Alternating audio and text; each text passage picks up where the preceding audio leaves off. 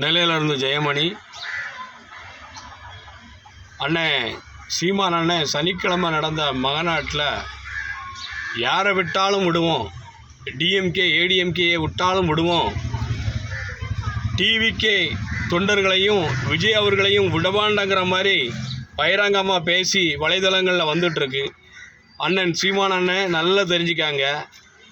நீங்கள் எவ்வளோத்துக்குள்ள ஒரு துடிப்போடி நீங்கள் இறங்கி போகிறீங்களோ அதே துடிப்போடி டிவிக்கினுடைய தொண்டர்களும் தளபதி விஜய் அவர்களும் ரெடியாக தான் இருக்காங்க.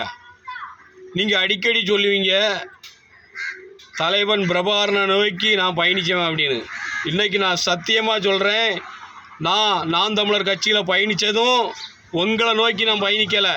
தலைவன் பிரபாகரனுக்காக குரல் கொடுத்தீங்கிற ஒரு காரணத்துக்காக தான் நான் உங்கள் கட்சியில் பயணித்தேன். 10 வருஷமாக பயணித்தேன். வடக்கு ஒன்றிய செயலாளராக இருந்தேன். நல்லா தெரிஞ்சுக்காங்க, வடக்கு ஒன்றிய செயலாளராக இருந்தேன்.